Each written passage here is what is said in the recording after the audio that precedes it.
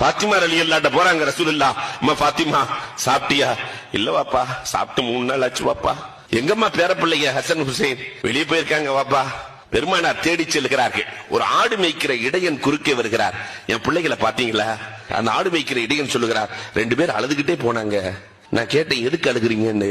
சாப்பிட்டு 3 நாள் ஆச்சு, பசியா இருக்குன்னு சொல்லி அழுது கொண்டே செல்கிறார்கள். என்னால் தாங்க முடியாமல் நான் வைத்திருக்கிற ஆட்டில் பாலை கறந்து வேகமாக தம்பி ஹுசைன் இடத்திலே கொடுத்தேன். ஹுசைன் அலி எல்லாம் வாங்கி குடிக்கிறதுக்கு வாய் வரை கொண்டு சென்றார்கள். அண்ணன் ஹசன் அலி தடுத்து விட்டார்கள். அந்த ஹசன் அலி என்னை பார்த்து கேட்டார்கள், உன் எஜமான் ஆட்டிலே பால் கறந்து குடிக்க அனுமதி கொடுத்திருக்கிறாரான்னு கேட்டாங்க. நான் இல்லை என்றேன். உனக்கே ஹலால் இல்லை, எங்களுக்கு எப்படி ஹலாலாகும்? வேண்டாம் என்று சென்று விட்டார்கள். எந்த தாயாவது தன்னுடைய பிள்ளைகளுக்கு ஹலால் ஹராமை சொல்லிக் கொடுத்திருக்கிறோமா?